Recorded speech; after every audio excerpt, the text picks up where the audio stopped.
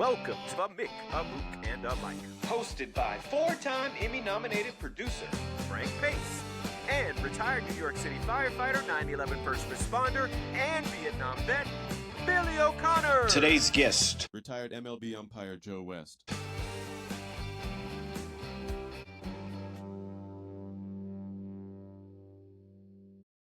My brother Frankie, how you doing, pal? How's everything? I'm fine. We're trying something new today. Try to give our podcast a little more immediacy. We'll try to this for a couple of weeks. So we're going to go split screen remote. We're going to have Joe West join us in a little bit. But what do you want to talk about? Why don't we talk about the stock markets? Well, all my money's tied up in cash, Frank. I really don't worry about the stock market too much, but it affects my pension. You know, I mean, if it collapses, I'm fucked. You know. But what do you think about the stock market crashing? I mean, what do you think about these tariffs? What's going on? I don't think anybody, and including Trump. I mean, I think Trump is a very incurious person. You know how I feel about Trump, and Derek does especially know how I feel about Trump because I despise the man. But I don't think, despite being incurious and not knowing anything about history, I think he's aware of economics. I think he's aware of the stock market, and I think he knows a lot about architecture and building. Maybe not architecture, but certainly the building, how to get things built. Wait, I think he knows more about architecture than the greatest architects in the world. Of course. I mean, well, that's what happens when you're born of a virgin and sent here to save us all. You get that particular insight. But I do think that there's a plan behind this. I don't think that he's just crashing the markets and saying, screw the American people, I don't give a shit, like he didn't know this was going to happen. My thing is, and I really believe this, and it's kind of cynical, but I am a cynical person, and I think that Trump is that kind of a guy. I think he's such a actional guy that his thing is he's going to tariff everybody with absurd tariffs. You know, tariffs that even the chart that he put up didn't make any sense. Europe ain't taxing us 34% tariffs, 36, whatever he said it was. It's more like 2% or 2.5%. Okay. But the numbers don't matter. He can always deal with the plane and negotiate and say, you know what? Europe conceded, they're back to 2.5 is what they were to begin with. And I won, and we won, and now we're going to deal with Europe again. But in the meantime, they got to come kiss the ring because they can't make guns and butter. Only America can make guns and butter. Russia can't make guns and butter. They can make guns or butter. Every time they go to war, their economy suffers. And so does Europe. If they have to go to war, if they have to put money into NATO, whatever, their economy suffers. So they got to come kiss his ring. When they come to kiss his ring, and even the big corporations overseas have to do the same thing, they got to negotiate.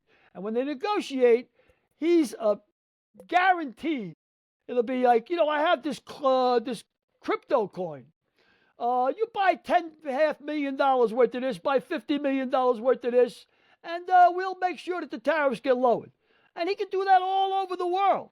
And that money is just like Venmo going into his account. Nobody has any account over it. Nobody has. And they used to do this. George Bush pulled this shit when he sold the Houston Astros. Was it the Houston Astros? Texas Rangers. Texas Rangers. Thank you. Texas Rangers.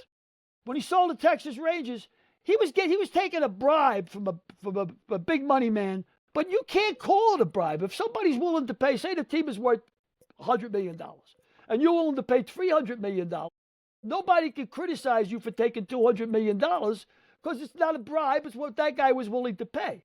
So if somebody's willing to pay $55 million or $500 million for a Trump crypto, or put $500 million into Trump crypto, they can't get him for any kind of, that's the price they're willing to pay. He can funnel money from all over the world into his personal account with absolutely nobody looking at it or knowing what the hell's going on. That's what I think he's up to. Because I guarantee you, and I'll bet you $1 million that I don't have, within I was going to ask you where you're going to get $1 million. I was going to borrow it from you. I'll give you a check. Cool. I'll add a zero to it. But I guarantee you that these tariffs don't last more than 3 weeks. He's already talking about how Vietnam's already negotiated with him. And why was Vietnam the first country in line to negotiate? Because they've seen our act. We've been over to Vietnam. I was in Vietnam. I saw what we did over there. They saw how we opt. we operate. It's about money. And I guarantee you that within 3 weeks, half of these tariffs will be like lowered because he'll get his grease. And this is about grease. And I think that's how he's going to do it. And that's what I think he's up to, because he's not a fool. He knows this is not economic, that the markets were going to crash. He has to know it. So that's what I think is going on. That's me. I'm a cynic. And I got no proof of this, but I bet you within 3 weeks that these tariffs come down all across the country, all over the world. I think so too. Hey, Derek, do you have the ability to put us up on the singles when we're talking? Or is it always going to be in the threesome? Because otherwise we gotta pay attention and realize that we're always on camera. So, Billy, when you drink your water, you're going to be on camera. Okay. It's really when I edit, that means I can't abuse myself on camera. When I edit, I'll be able to make the singles. So. Okay, because when Joe West comes on, we're for sure going to want to do that as well. So what do you think about that? What do you think? I want to know what you guys think. Derek, what do you think about the markets crashing? Do you think you know what's going to happen? I want to hear what Frank thinks first. Okay. I sort of parallel what Billy thinks. I think it's all a ploy. I think the markets will go back up in time. They always do. And I think it's a desperate cry for attention again by Trump. You think it's just for attention? You think that... Well, look at me. I got the biggest dick again. You know, I can play golf while the country mourns. You know, a couple of days in a big slump. I mean, everybody's getting crazed about their portfolios. You know, hell, I don't even look at mine because I know it's going to come back. And plus I'm paying. As you and I've talked, we're playing with house money. You know, 4 years ago the market was at 18. You know, now it's at 40 or 39 or 41 or whatever it'll be. I'm playing with house money. So, well, you're not concerned about it. But Derek, let me ask you a question. Is there any way we can check, or you would know, did he sell any of his stock before he imposed the tariffs? I mean, it wasn't like he didn't warn everybody he was going to do it, so it wouldn't be clandestine. You know, I mean, but. I'm sure you can check, but listen. If he sold stock before he instituted tariffs, you would have heard about this on every major liberal news station. I don't believe he can own stocks. I mean, I think it's all got to be in a blind trust. I mean, I know that one of the idiot kids is manufacturing that, or Trump's daughter, or his son-in-law, or whatever. But I don't think he can sell anything. I mean, there's a guy selling fucking gold sneakers from he's selling Teslas. He's selling everything. I mean, he's selling the eyes out of your head and say you look better without him. This guy will sell anything. So, I mean, I don't think he's concerned about the decorum of the White House at this stage of the game, you know? Well, he's selling golf clubs, that's for sure. Yeah, he's selling everything. What was your term? I love that. The Gaza what? Oh, Trump Plaza Gaza. Trump Plaza Gaza. He wants to go into Gaza and build Trump Plaza Gaza. Yep. The golf course in Gaza. Yeah, probably. Hilarious. And then he'll invite the Live Tour to play golf tournaments over there. I don't know, man. Crazy. I just asked Derek, and I had to go look myself to see if I heard rumors when I was in the VA. I had to go to the VA the other day for another test, you know, looking at my lungs. And I said, yeah, you guys do such a great job down here. I'm really glad you guys are in my corner. And the guy said, well, I'm glad you got here before the Doge hits, you know, like he said. Yeah. And then I heard rumors they might be cutting the suicide hotline. Now, that's something I don't use. But 17 veterans commit suicide every single day in this country. I mean, how much does it cost to have somebody answer the phone instead of you know, I mean, how much are you saving? And if you really wanted to save any money, if you really were looking to reduce the deficit, that's the thing I hear from Republicans all the time. He's going to cut all these costs and then pay down the deficit. There's nowhere in the budget that says they cut paying down the deficit. I looked at the Republican budget. It doesn't say shit about paying down the deficit. It's about getting $4 trillion extension on the tax cuts. So if you want to fucking really pay down the budget, eliminate the tax cuts for the top 1%. I mean, what is this bullshit? He's not paying down a deficit. There's no place in the budget that says he's paying down a deficit. Well, that 1%, reducing the tax rate for the 1%, that's not going to. I think it's in the budget. I mean, I know 4 or 5 Republicans are already up against it. Those supposed to be the fiscal hawks. We'll see.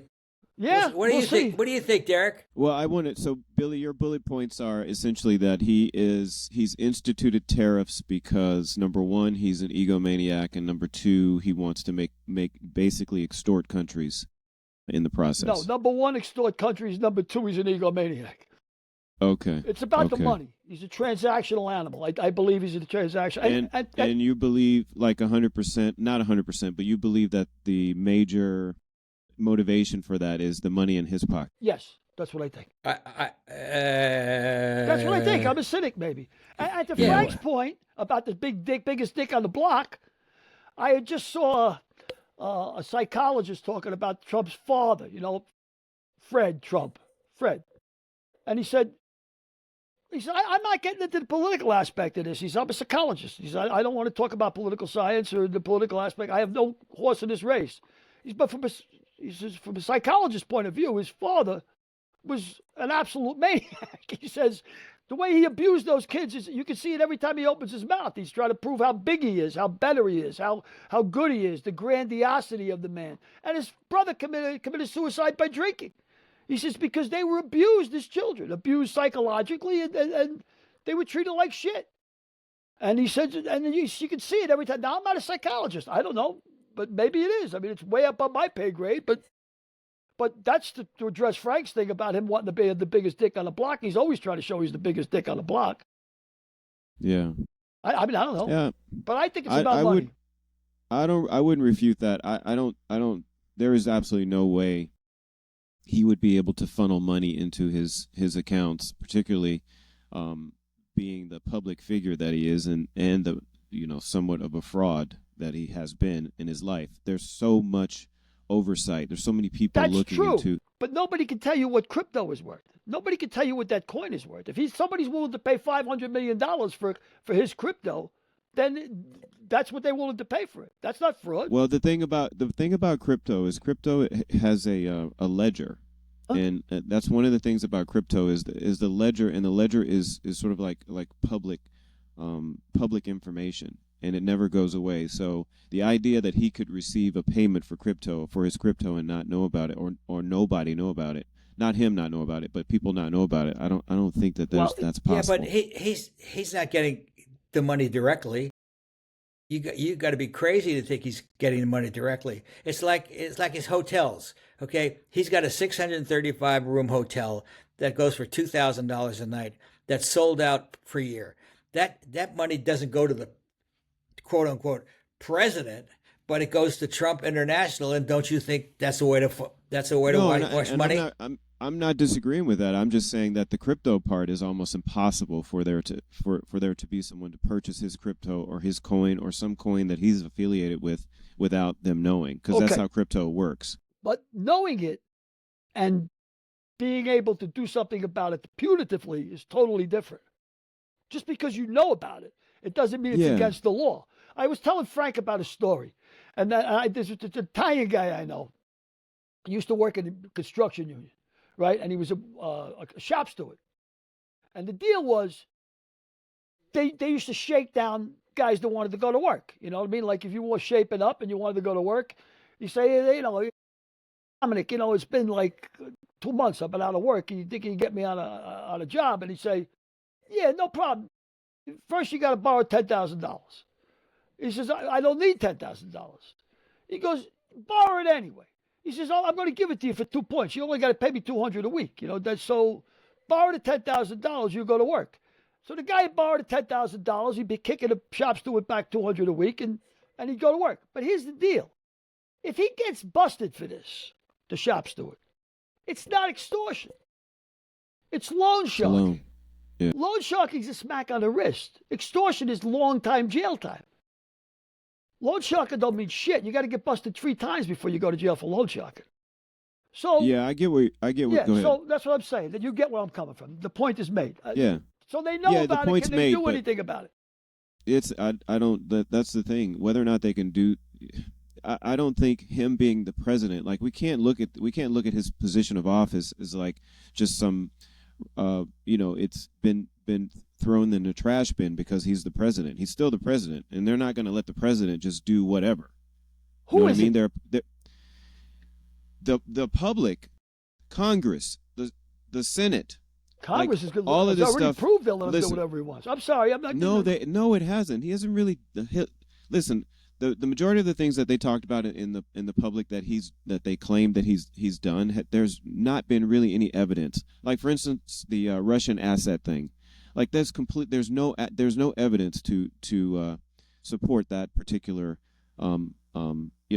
subject at all. And furthermore, the real estate thing and all of that stuff is just like trumped up.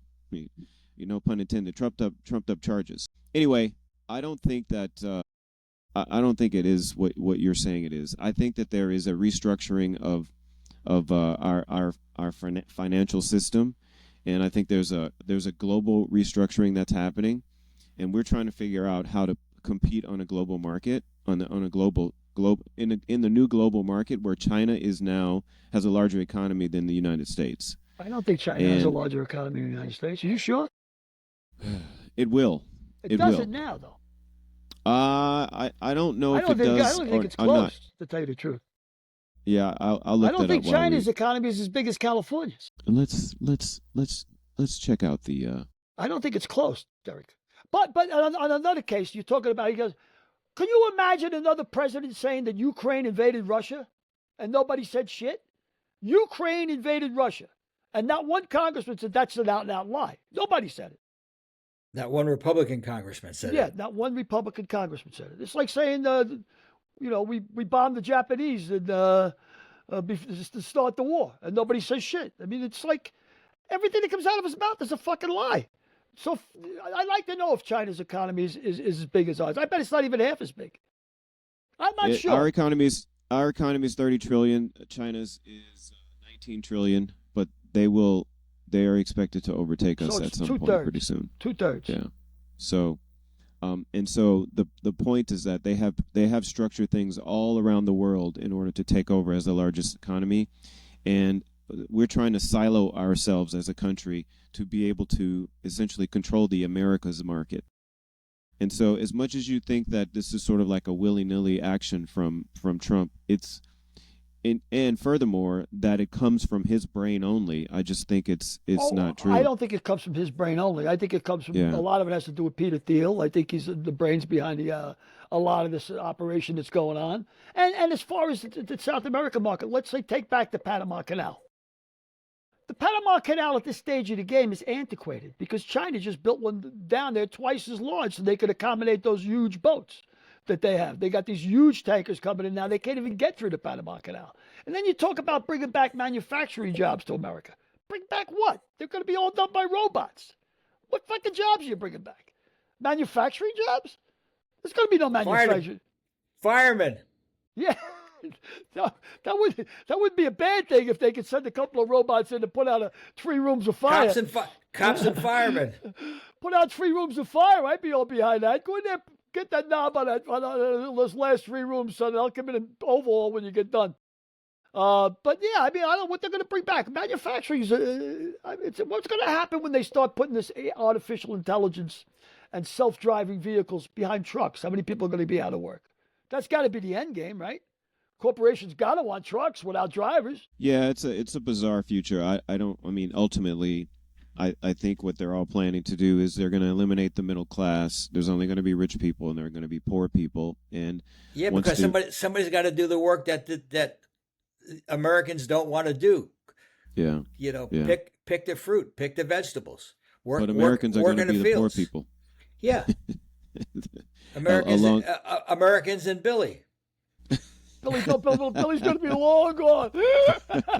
Well, and if I ain't long gone, you'll see Billy chasing the bottle, and he'll die with a smile on his face. I'll just drink the jack until it all ends up. Here's Joe. Hey, Joe West, how are you, pal? How are you, pal? If I was doing any better, I'd cancel my insurance. My line used to be, if I was doing any better, God would be jealous of me. Life is good. Hey, Joe, what's your take on the market? on the market. Market.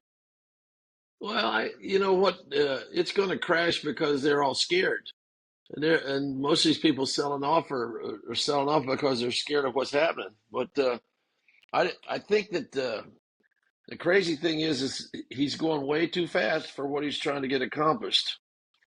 And you know, his stuff with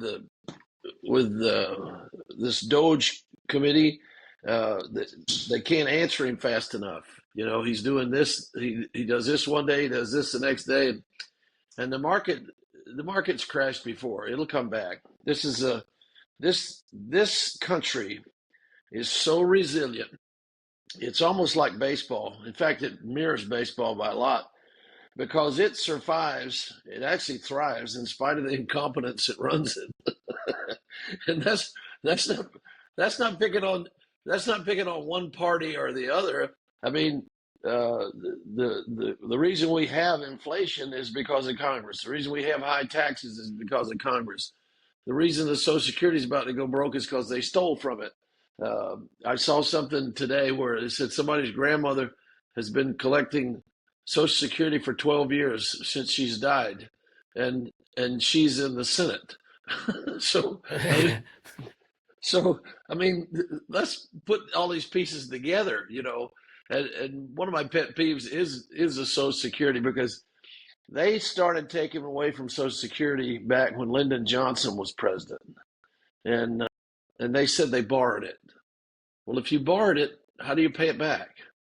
And their answer is with taxpayer money. No, you just took it from the taxpayers, and now you want them to pay it back?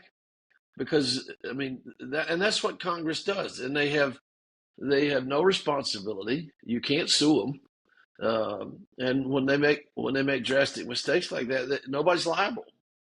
It's crazy, and the bad thing is, here's another pet peeve of mine. You know, when Harry Truman left office, he was, you know, living paycheck to paycheck. He drives home in his Chrysler with his wife. No Secret Service, no military support for him to drive home, nothing. I mean, this is a guy who dropped a bomb on Japan, and he's driving home with his wife with no security, right? So Congress comes up with this idea, well, you know, he's not as wealthy as a president should be, so let's give him a pension. So they voted to give Harry Truman a pension. The next year, they voted to give themselves a pension. They didn't vote Harry Truman a pension for Harry Truman. They voted it so they could vote themselves one. Of course. The only time I've seen our Congress be united was when they decided to upend the law that they couldn't do insider trading. Democrats and Republicans all got together and said, no, that's bullshit. So let's put that in the past, you know, get rid of that. I saw Oliver Stone. I'm sorry, I didn't mean to interrupt you, Frank. I saw Oliver Stone being interviewed the other day. He's got a new movie out about JFK, and he's trying to, you know, talk about the inequities of the investigation and everything. And he's in front of Congress, and he says, now, these are 42 witnesses. Not all 42 witnesses could be wrong. 42 people can't be wrong. And the congressman was, well, we have 435 people in Congress, and sometimes they're all wrong. Yeah. So I guess it could happen. How long do you think Elon Musk has got before Trump shit cans him? Well, he's already gotten Trump in trouble, but I think him hiring Elon Musk kept the focus on Doge instead of Trump. Correct. I think it was smart for him to hire somebody like that, so that he takes all the heat and Trump doesn't take all the heat. He signs this executive order, and it's because he was told by Doge to sign this executive order. I mean, they know what they're doing. They're playing off each other. And I think it's funny that every Democrat in the world loved Elon Musk while he made the electric cars, and then when he befriended Donald Trump, they all hate him. Now they want to burn his cars out. Yeah, well, I guess the profitability of Tesla Motor was down 13% last quarter. Yeah, and it'll go down some more as long as he's doing what he's doing. But some of the, you know, I don't care if you like somebody's politics or not. You don't have the right to key scratch somebody's car or to blow up somebody's business. You don't have the right to do that. I look at what they did at Columbia University about the Palestinian argument, whether they were being fair to the Palestinian government by supporting Israel, and they're keeping Jewish students from going to class. That's just wrong. And the crazy thing is, they arrested like 125 people for tearing up the school, and they know the damages were $250 million, and not one of them had to pay bail. Not one paid bail to get out of jail. Well, vandalism is. Well, that's just wrong. It's wrong. No doubt about it. I don't. I mean, and this country, I don't care what anybody says. This is the most liberal country in the world. No question about it. Whether you're a Republican or a Democrat, we are the most liberal people in the world, and we're the most forgiving people in the world. But we're also blinded by the fact that maybe he shouldn't have done that, and he didn't mean to. You can't take that attitude. When somebody does something this ridiculously wrong, they need to be held accountable for it. I don't care if you're president of the United States or the Pope. I don't care. You shouldn't be allowed to not have responsibility for your actions. I mean, they used to say stuff about the umpires when we were umpires. Well, they're not responsible for their actions. Yet they graded us on every pitch, on every play. I mean, I don't know how we could have been more accountable for what we did. But, and that's, again, these people are trying to win a game. The umpires aren't trying to win a game. We're just trying to get out of there without making a mistake. And I don't understand some of the political rhetoric goes on. I remember when what was it, Tip O'Neill? Wasn't he the Democratic congressman? Yeah. He and Ronald Reagan were buddies. Yes, they were. Two complete opposite parties, and they were buddies. They actually played golf together in Ireland. And they used to, I mean, these guys, if there was a disagreement, okay, let's talk about it. The problem today is you can't talk about it. They start screaming and throwing bombs at each other. Which is the worst thing for the Republic. The absolute worst thing for Republic, when you can't sit down and have a discussion and be on opposite sides of the fence and not hit each other with a brick. I think a lot of it's play acting. Well, some of it is. I agree with you. They're all playing roles. They're playing pre-scripted roles that they're told to play, and then they go out and they have dinner together. They play golf together. They have fun together. All the world's a theater, and we're just, whatever Shakespeare said. Carvel, you made the point about Carvel and his wife. Carvel and his wife are totally opposite sides of the fence, and that's been going on for how long? Yeah, for years, 4 years. Well, we've been serious. One more thing I want to ask Joe with serious. You said that his moves are he's making moves so fast that it's screwing up his end game, Trump. What do you think the end game is? You think it's to eliminate spending and pay down the national debt, or what do you think the end game is? I'm curious. Well, let me put this in perspective for you. If you, like we were talking about Congress taking money out of Social Security, okay? And they're complaining that, this person collected Social Security 12 years after they were dead, right? That's a drop in the bucket from what they stole from Social Security. You can't, if you taxed every congressman and senator and president and vice president for the money that they make now and the rest of their life from federal pensions and all this stuff, if you tax them 15% of that to pay back what they stole from Social Security, they couldn't pay it back because they stole it. And the amount of money that they stole, they could never pay it back. They being who? Congress? Congressional leaders? These people don't pay. They don't pay into Social Security. You know that, right? On both sides of the aisle, correct. Both president, vice president, everybody as far back as Lyndon Johnson. If Lyndon Johnson's widow is getting money from the government, she needs to pay 15% of that to the federal government. Now, two things would happen. Number one is Congress would throw a fit, but they'd be paying back what they say they borrowed. They didn't borrow it, they stole it. This is a bigger scheme than Madoff ever had. And the crazy part of this is if you mathematically put the numbers together, Social Security cannot go broke. It's impossible. because you have people that are dying before they collect Social Security. You have people that are dying before they collect half of what they paid in Social. And every year there's a new influx between 200,000 to 2 million new workers that are now paying Social Security.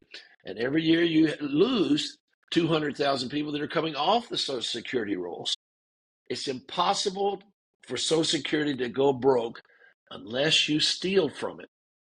And nobody's talking about that. They're just talking about the guy that, he died 6 years ago, but his family kept his benefits going.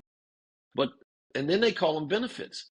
They're not benefits. They're the people's money that paid. It's money. It's their money. That's exactly. So what do you think about Musk calling it a pyramid scheme? I mean, that's like, where the hell's that come off? He made the comment that it's the biggest pyramid scheme there is, Social Security. Well, I don't think that's correct because Didn't he make it's that not remark? a pyramid scheme. Yes, he made that remark. Well, I think he's misinterpreted what he was trying to say there because it's not a pyramid scheme because if you took that money, if I took all the money that Social Security gets every year and I gave it to a Fidelity or Chase or whoever, they would give me 10% on all that money every year. Every one of them would. But yet you can't get 10% of the money that you're putting into Social Security because they steal it. Yeah, no, I couldn't agree with you more. Yeah, and he's right. It is better than what Madoff did, but of course Congress is doing the same thing with everything else they do. If you fine them 15% to pay back Social Security, they'd vote themselves a 15% raise to pay for it. Yeah, they find some other way. Find some other way to get it. That's for sure. Well, that's for exactly sure. what they do.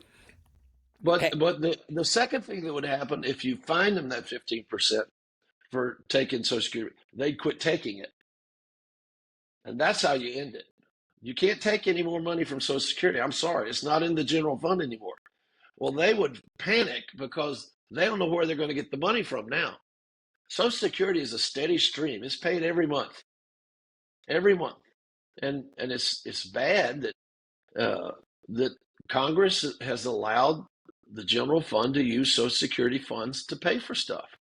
It's horrible. It's criminal is what it is. It's thievery. Well, it would be a waste of our having Joe West on.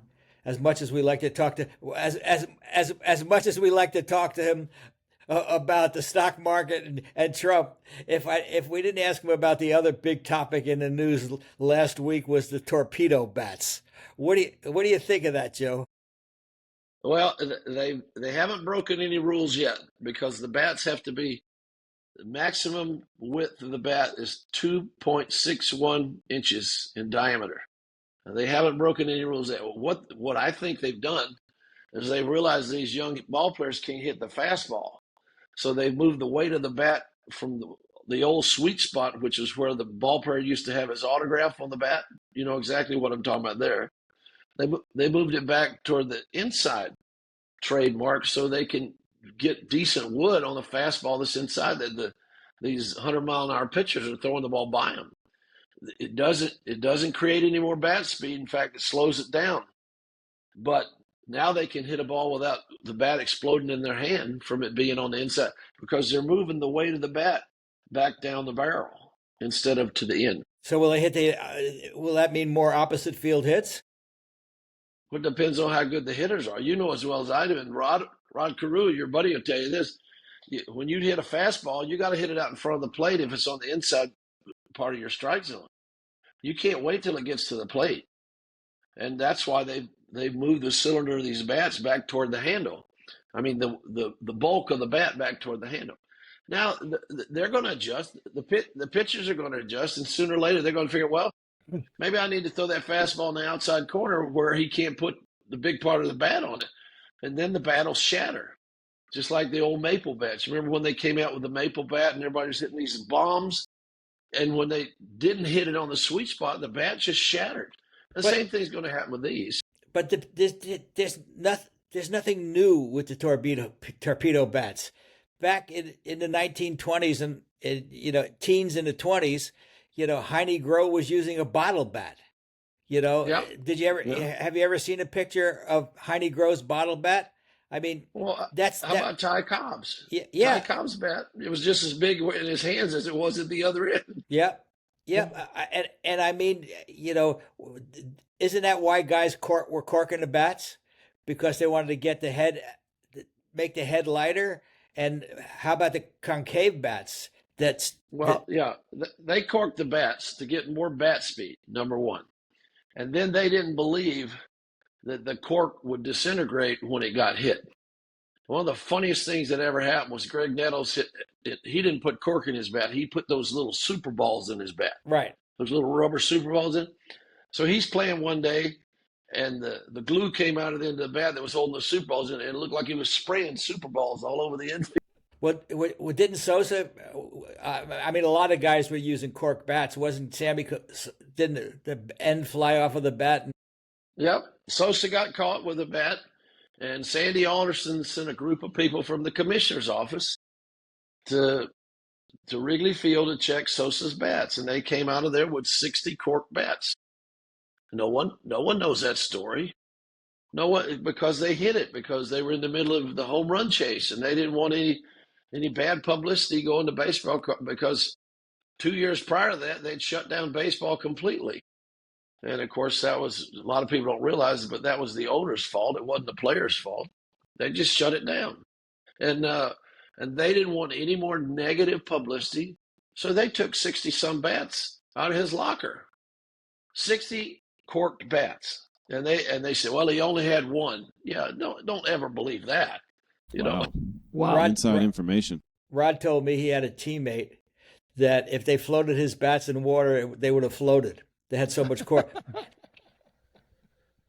they had so much cork in them. Yeah, and you know when all this was going on, if you'll remember, there was a game in the American League where they believed the bat was corked, and so they confiscated it. So I think it was in Cleveland. So the umpires took it to the locker room and put it in the umpire's locker room, and one of the players climbed through rafters, yep, and broke into the umpire's locker room, took the bat out so that they couldn't get it, right? I think it was in Baltimore, wasn't it? Baltimore. Maybe it was Baltimore. It was an American League game, because I remember when it happened. We had the Cardinals. We had the Cardinals and the Mets in St. Louis, and Paul Runge was the crew chief. And sure enough, we confiscated Howard Johnson's bat, and Paul wouldn't take it to the locker room because he didn't believe it would be there when the game was over because of that story about them breaking into the locker. We taped it to the screen behind the plate. Taped it on the backstop of the screen behind the plate, so nobody could get it till we left with it in our possession. Wow! But I mean, wow.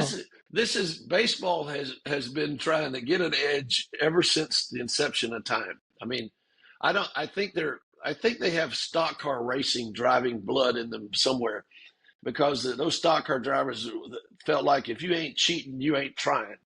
But the funny thing about it is, they never did catch Whitey Ford scuffing the baseball, because the catcher, Yogi Berra, did it. They never caught Don Sutton scuffing the baseball because Steve Yeager scuffed it on his shin guards.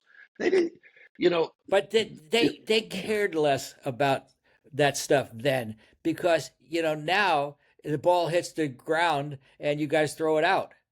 Yep. You know, when those guys played, when Elston or Whitey was scuffing ball on their shin guards, that was just gamesmanship.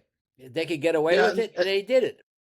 Yeah, and they did. If you gave Nolan Ryan a ball with a scuff on one side, and he let the catcher know which side the ball was scuffed on, the catcher could call for a fastball, and that ball would run to the side that the ball was scuffed on. If he scuffed it on the right side of the ball, it was going to run in on a right-handed hitter. If he scuffed it on the left side of the ball, it's going to run. When you throw it that hard, the aerodynamics around the ball is going to make it move. You know, it's like you've seen a golf ball. When we hit a golf ball and it's scuffed on one side, it'll turn toward that scuff. That's just aerodynamics. Fastball always breaks, you say, right? A fastball always breaks one way or another, right? Fastball. Not necessarily. You know what? You've probably seen a fastball where it looks like it rises. Yeah. it doesn't rise. That fastball is so fast it doesn't sink. It doesn't. There's a normal trajectory to home plate. Nobody can put enough spin on a fastball to make it rise, but they can throw it hard enough where it looks like it rises because it didn't come down like a normal fastball. But physiologically, it cannot rise. And I know that's hard for some people to believe because I've been back there and I go, wow, look at that. Well, I remember when people used to say that balls didn't curve. It was an optical illusion. That was back in the 50s or 60s. Yeah, well, they didn't bet against Bert Blyleven. Did he have the best curveball you've ever seen? Yeah. I'll tell you a cute story. I was at a banquet in North Carolina. It was professional baseball representatives of North Carolina, and there was this old time player for the Oakland A's, Larry Haney. He came up to me and he said, "Who's the best pitcher you ever saw?" I said, "Tom Seaver." "Who had the best fastball you ever saw?" I said, J.R. Richard. And I'm answering him just as fast as he can answer. "Best curveball you ever saw?" I said, Bert Blyleven. "Best slider you ever saw?" I said, Steve Carlton. "Best changeup you ever saw?" Pedro Martinez. And you said Tom Seaver was the best. I said, yeah, Seaver was it. He said, "Let me tell you who had the best fastball I ever saw. Sudden Sam McDowell. Let me tell you who had the best curveball I ever saw. Sudden Sam McDowell. Let me tell you who had the best slider I ever saw. Sudden Sam McDowell." He said, "Let me tell you who had the best changeup. Sudden Sam McDowell. Now let me tell you who the dumbest pitcher I ever hit against. It was Sudden Sam McDowell." Oh, that's great. And why was he so dumb? What made him so dumb? Here's a perfect example. Sam McDowell pitched against Johnny Bench in a spring training game. And he struck him out on a changeup.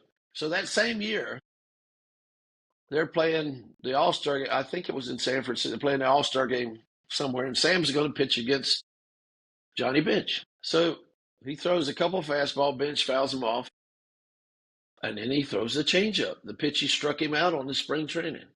Bench hit that ball to the next county, knowing he was trying to set him up to throw the changeup. I mean, and you know, Greg Maddux was a master at remembering what guys hit, how they hit, what they can't hit, this, that, and other. But he never did anything like that. One day, Maddux was pitching against Bagwell of the Astros, and they're leading like 4-1. Sure enough, the catcher goes out and he said, "What do you want to do here?" He said, "I'm going to throw my fastball in the inside corner. He's going to hit it over the left field wall." This is a spring training game. I believe this is a spring regular game. This was a regular game. They're hit 4-1. There's nobody on base. He said, "I'm going to throw a fastball over the inside part of the play. He's going to hit it over the left field wall." So, sure enough, he threw the fastball. He hit it over the left field wall. So he coming off the field, the catcher said, "What are you doing?" He said, "Well, we're going to face him in the playoffs, and he's going to be looking for that when we get to the playoffs. I'm going to throw him a changeup." Set him up. Set him up. So, yeah, and he was brilliant that way, and the Braves were very deliberate on how they taught their catchers to catch, and they would tell the catchers, "Hold the ball." Well, these young umpires hold the ball, right? So Javi Lopez would catch the ball and hold it, and somebody from the dugout would go, "Where's that pitch?" Well, the pitch was probably this far outside. Anyway, the young umpires didn't realize what they were doing to him. They're calling the pitch the right way, and the Braves are yelling, you know, and Maddux would start on the outside corner. And if you called it a strike there, he'd stay there. If he pitched it another couple of inches outside and you called the ball, he'd go back to that little spot he was getting the strike. And these young kids didn't realize what he was doing to them. And sooner or later, the young kid would go, "Well, here's the ball. They're screaming at me. What? Strike two." Well, the ball's this far outside. And they didn't realize the Braves were taking advantage of them. And until they get in the league for a couple of years, they didn't understand it. So you'll see the games that Maddux and Glavine and Smoltz pitched, and you'll see that if they had a young umpire behind the plate, they did exceptional well, you know. But they never did that well in the playoffs. They only won one World Series with all those guys. You remember? Yeah, because they were getting the veteran umps in the games in the World. And you couldn't intimidate them. They were getting the Joe Wests of the world. And it's really funny. They didn't complain about having a senior umpire because they knew what they had. They knew this is the strike zone. This is it. Yep. But they would do everything they could to take advantage of the young kids when they come. Rod used to set up pitchers also. Although he would do it in spring training, he would strike out on a pitch in spring training to make a guy think that he could get him out on that, so that he could see that pitch again in a regular season game when he needed to, in a situation when he needed it to hit. Well, absolutely. The only thing I think Rod Carew forgot was I didn't throw him out of a game. He knows it now. he knows it now. Hey, speaking of Rod, again, it was last week. What about this guy in New York, the writer for the New York Post or whatever, who said Juan Soto he is no Rod Carew, so he stopped showing up the pitcher when you nod to him and shuffle. What do you think about all that shuffling around that Soto does? Well, I'm surprised more people haven't thrown it. Well, nobody throws at anybody these days. Well, that's true too, but it's, I mean, I remember when, the stories about Gibson, he said, I never threw at anybody. Sometimes they just got in the way.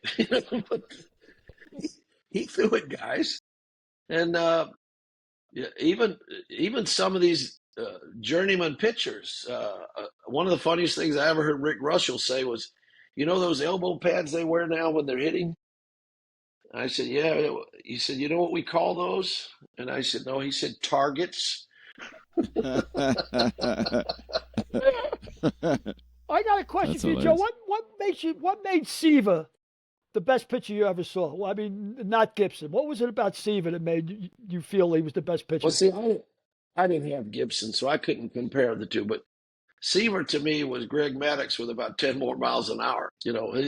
Maddux, if he threw the ball 90, that was big. But Seaver could throw it right around 100, and he had good control. And he was one that if you tried to show him up, he would drill you. He would absolutely drill you. Joe, how much different does a 90 mile an hour fastball look from a 100 mile an hour fastball? I mean, does it make that much of a difference when you're watching it? And is it harder? Well, is it harder to call? Oh no! The harder they throw it, the easier it is. Once you learn how to do this, the harder they throw it, the easier. The toughest pitches to call are breaking balls at the knees or knuckleballs. The harder they throw it, the ball levels out. And we love to get pitchers like Seaver and Carlton and Randy Johnson and Nolan Ryan. I mean, those are easier games to call. And it's funny because as a hitter, you've got to amp up to hit a ball that's 10 miles an hour faster than the other one. But as an umpire, you don't have to do anything till it gets there.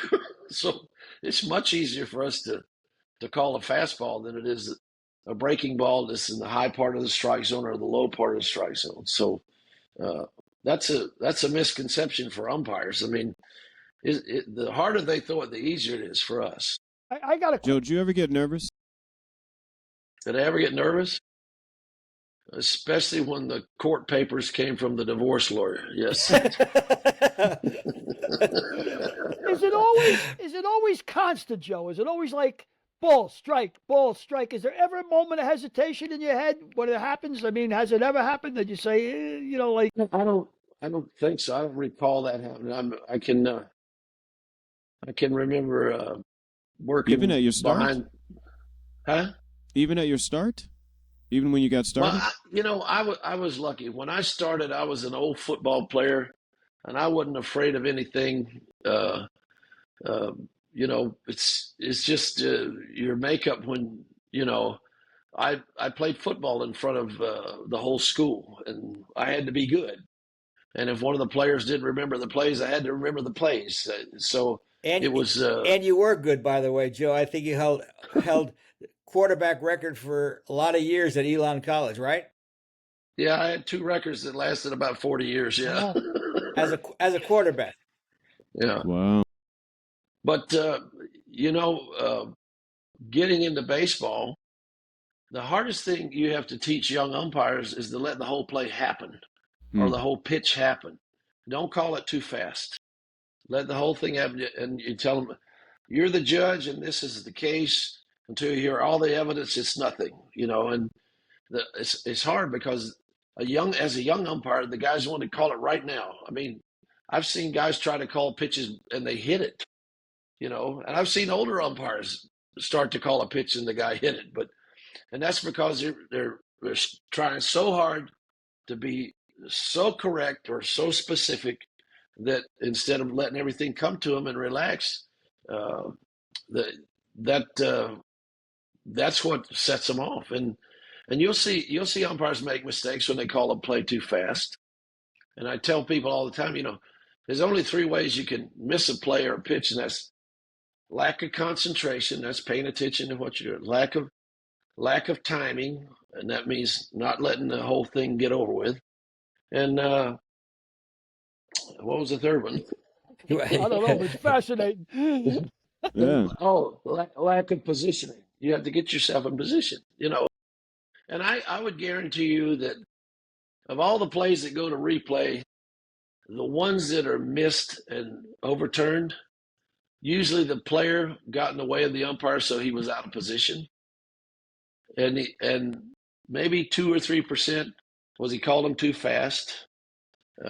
Very seldom the big league umpires not pay attention to what's going on, but that can happen. But the majority of plays that are missed are usually because the fielder got in the way or the play evolved one way and the umpire couldn't get in position. The best way I can explain this to you is Don Denkinger's play in the World Series where he missed the call at first base. Because it was the World Series, he was over hustling. He ran past where he needed to be to see the play. And then the play exploded on him, and he called the guy safe, and the guy was out. Yeah.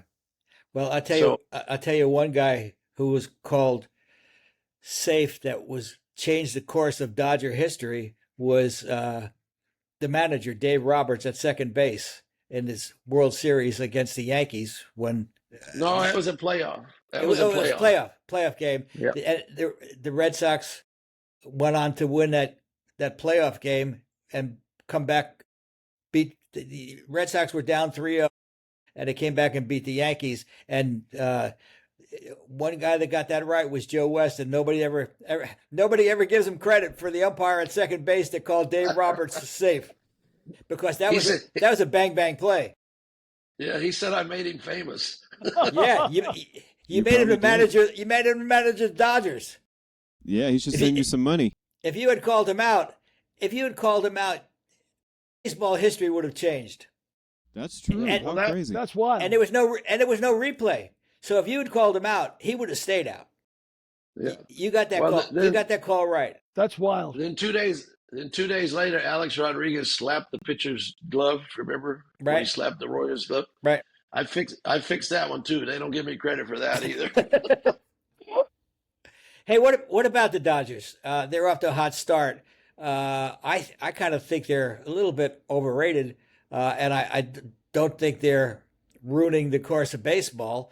But what do you think about that, Joe? Or Billy or Derek? What do you guys think about that? I think it'd be foolish for me to talk to either one of you guys about baseball. Exactly. Absolutely foolish. I'm just sitting I there hear what Joe soaking it says. all up.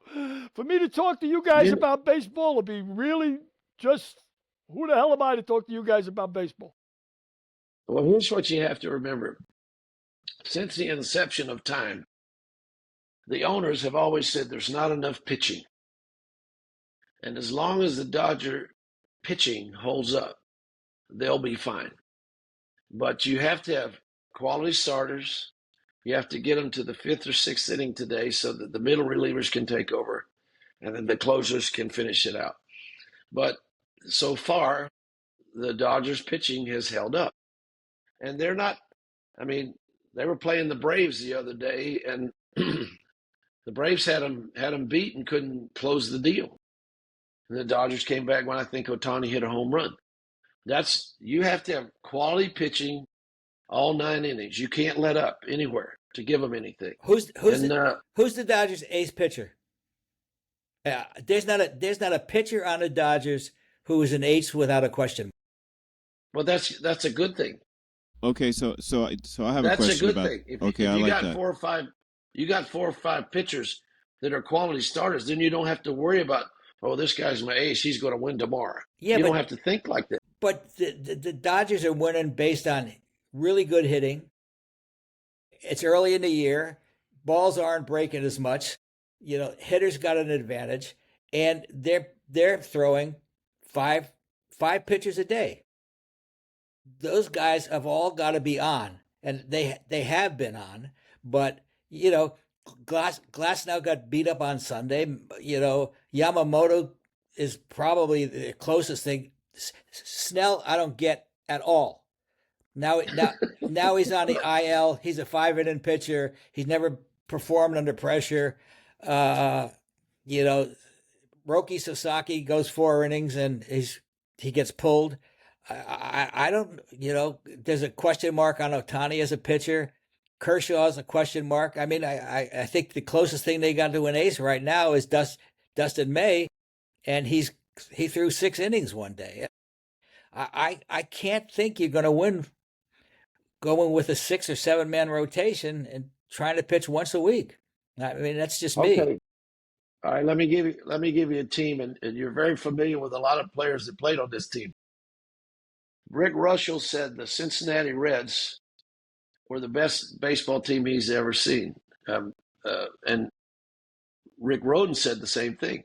And I said, yeah, they probably were the best 8 players I ever saw, but they didn't have any pitching. He said, yeah, they could win 100 games, and they didn't have a single pitcher that you would count. And it was funny because they were talking about, Sparky Anderson, they called him Captain Hook. I said, well, they called him Captain Hook because his pitching was so bad he was always out there taking them out. But until they got somebody like Tom Seaver, I didn't think they had any pitching. Well, they had Don Gullett. Yeah, but that's the kind of pitcher you're talking about with the Dodgers. He's not an ace pitcher. He was never an ace pitcher. Well, Gullett was a 7 or 8 inning pitcher. He wasn't a 5-inning pitcher like Blake Snell. All the Dodgers got are 5-inning pitchers. Yeah, but look at the rest of the teams. Is there anybody that's got a guy that's willing to go 9 innings anymore? No. No, they don't. And that's the strength of the Dodger bullpen. The Dodger bullpen is phenomenal, the way they put that bullpen together. But to me, it's early in the year, and they're going to wear out that bullpen by going to the 5th inning. I mean, Wednesday or Thursday, they had a bullpen game. How can you have a bullpen game when you don't have any fucking starters in April? It's crazy. It's crazy. Well, okay, yeah, but did any of this stuff happen last year? I'm not familiar with baseball, but it's only been the last 5 years. Okay. Would you agree, Joe? Yeah, I remember when the Kansas City Royals made their run and won the World Series, and when they got to the 5th inning, they had 4 quality closers, and they used each one of them every day. They pitched 1 inning a day, and that you were talking about the strength of the Dodger bullpen. The Dodgers don't have 4 quality closers, but the Royals back then did, and they'd bring these guys in, and one of the craziest things I ever thought Whitey Herzog ever did was he had Raleigh Fingers and Bruce Sutter, and he traded Raleigh Fingers. Now he had two of the best closers in the world, and he traded one. But that's when they were playing. That's when they were playing baseball, not analytics. Well, but you got to look back on those guys. Probably the only guys that thought analytically back then were Buck Showalter and Whitey Herzog, and they didn't need some computer geek telling them that. They were that much in the game. I'll give you another one. Jimmy Leland. Jimmy Leland was good. He knew what was going on. He knew who was coming to bat 3 innings down the road, and he never put one of his guys in a position to fail. And that's that's the quality of a manager, you know. I mean, right now they're saying we don't want to see a pitcher go through the lineup a third time. That's such bullshit. You're right. That's pure bullshit. You know, a guy who hits, the difference between a 300 hitter and a guy that hits 275 is 15 hits in 1,000 times at bat. I mean, come on, what are we talking about? Well, do you think they worried about Sandy Koufax going through the lineup the third time, or Don Drysdale? Well, I don't want Don to go through the lineup the third time. Don might have assaulted Walter Alston if he'd have done that. Of course. Okay, but what are the analytics on when the pitchers go through a third time or a fourth time or even two times? I mean, you know, a team may hit 15 points higher the third time around. 15 points maybe that's two hits in 50 at bats. Maybe. On a game that's decided by how many runs per game, typically. Well, you're putting it in a computer now, and that's what they're doing. Yeah. Is they're putting this stuff in a computer. I'll give you another example. Sandy Alderson took over the San Diego Padres as the chief operating officer, and he sent Bruce Bochy a lineup card one day. Bochy was managing the Padres. And Bochy looked at the third base coach, Tim Flannery, and says, "You believe this? This guy's telling me how to make out my lineup? You know, this is like a GM or a team president sending the lineup card to the manager." So Tim Flannery looked back at him and he says, "Well, what would Waylon Jennings do?" And Bruce tore up the lineup cards. Wow. So when the season ended, Sandy Alderson got rid of Bruce Bochy. As soon as he did, the Giants hired him. He won 3 World Series. Wow. Wow. And Flans won Wyndham as third base coach. Yeah. Wow. Yeah. I mean, so go ahead, Joe. Go ahead. No. I was just going to ask. So how much is this? How much of this is Dave Roberts has had quite a bit of negative press for the last 5 years. It's up and down with him. So how much of this, like the Dodgers winning, is because he's a great manager and making great decisions? Well, number one, he's a good baseball guy. Okay. He understands the game, and he's learned from these people that he's played for or played with, and he's going to be a quality guy. I mean, I don't know why he doesn't have a long-term contract for what he's established in. I think now he's got I think he's got a 4-year deal now. But to his point, how come it took so long? Well, I asked our friend John Boggs that question because Boggsy represents him. Okay. He represents Dave Roberts, and Boggs told me the Dodgers are very difficult to negotiate with. He says they throw, and now this is me saying this. This is not John Boggs, because John Boggs would never say anything bad about anybody. But yes, we saw that. Yeah, and he said, I think they throw dollars around like manhole covers when it comes to managers. And to me, everything Dave Roberts has done is by far exceeded anything Tommy Lasorda did. He's done more in 10 years than Tommy Lasorda did in 20 years. But he constantly has to prove himself because, in my estimation, the Dodgers managers think that maybe he's not insurmountable or he's not irreplaceable. But you got to remember back when Lasorda managed, they gave him 1-year contracts. And at the end of the year, they send him a contract. This is it, Yeah, and that was set up by Walter O'Malley sending Walt Alston 1-year contracts, and that was the Dodger way. Yeah. So a question would be, Frank, then, based on that, the thing you just said is that maybe there are a lot of decisions that go on behind the scenes that aren't all Dave Roberts' decisions, or a large percentage. And I'm not saying that you know that, but I'm saying that they know that, or maybe they're thinking they know that. I think the thing that makes Dave Roberts different is Dave Roberts doesn't totally depend on analytics. If Dave Roberts in his heart thinks bunt in the situation, he'll bunt. He'll go against the analytics when he feels that analytics are worth going against in the course of a game.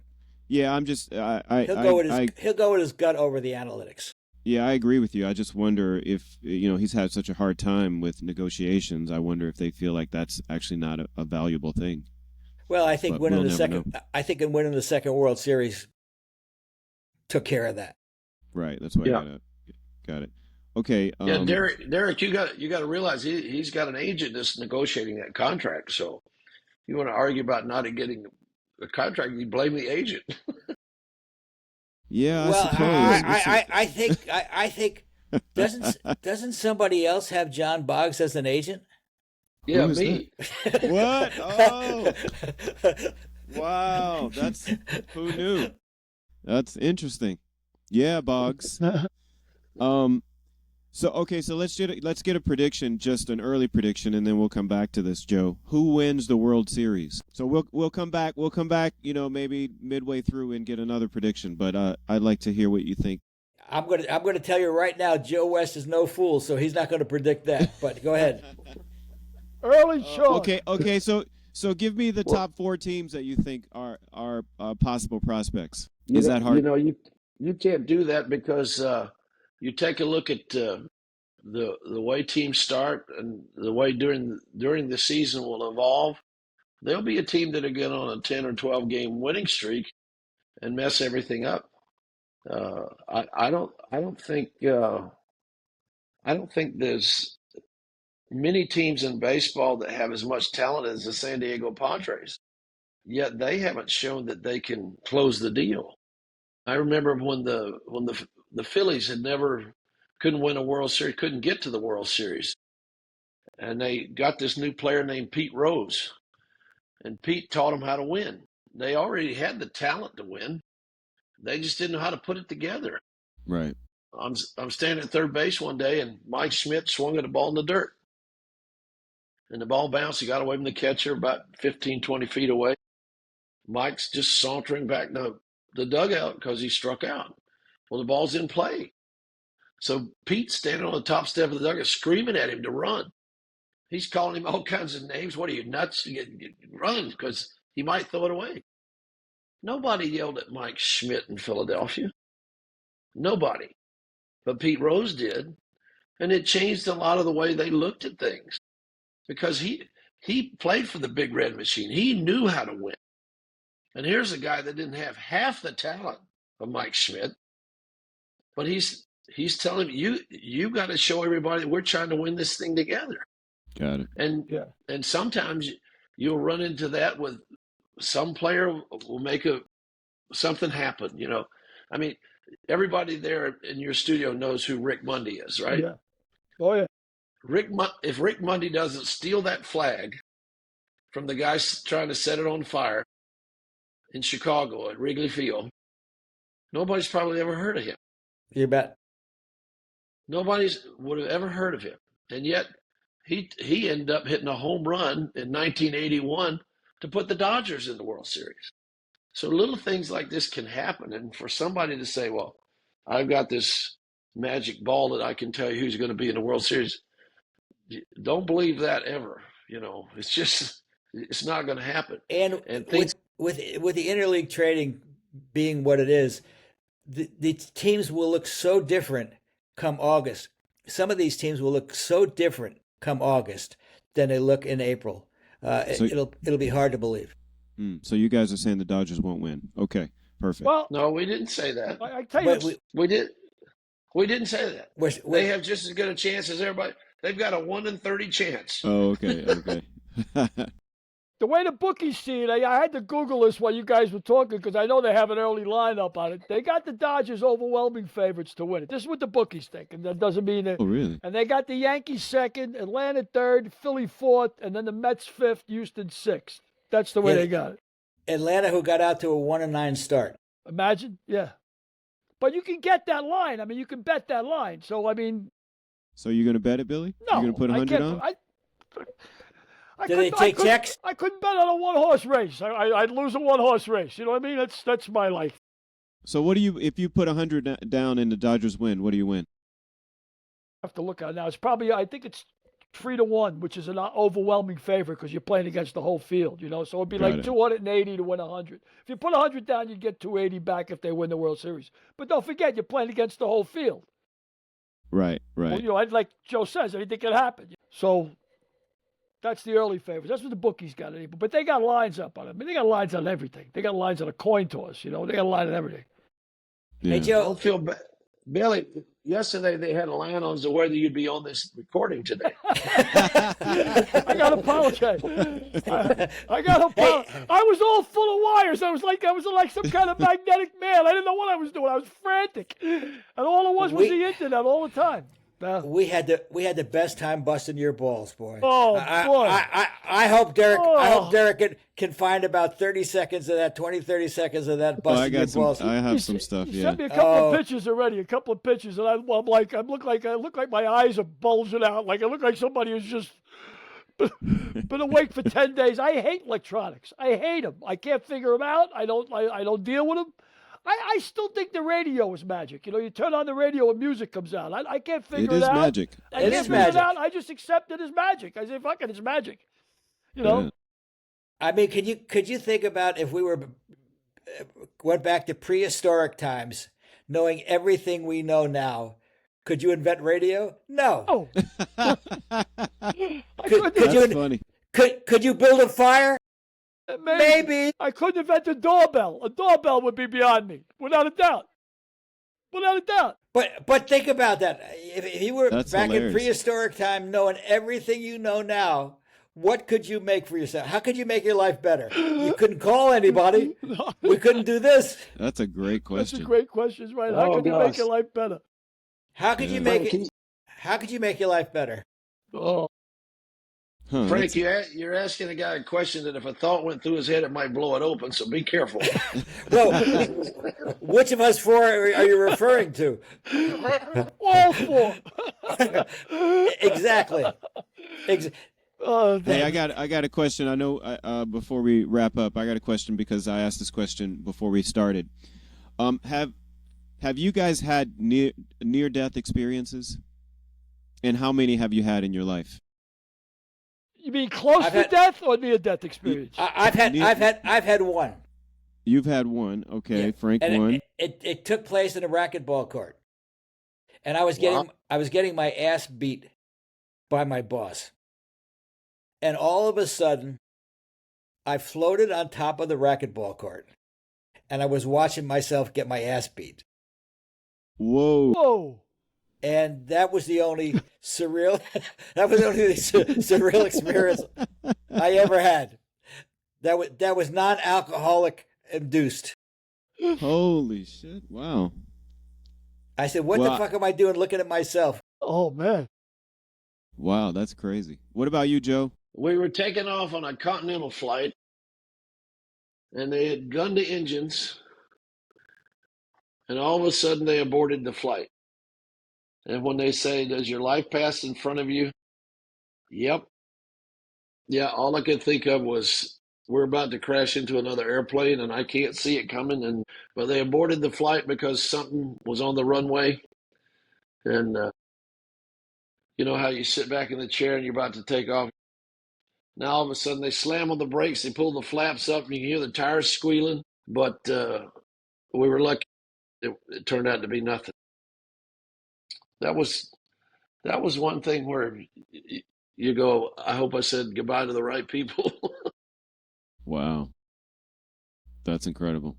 What about you, Billy? Billy, I know you got I know you have don't like have a 35. million stories about him at all. Not near-death experience. I mean, I've been close to death a couple of times. I thought I was going to buy the farm. That happened 4 or 5 times, but never near-death experience. If I did, I'd just have another drink and hope it goes away.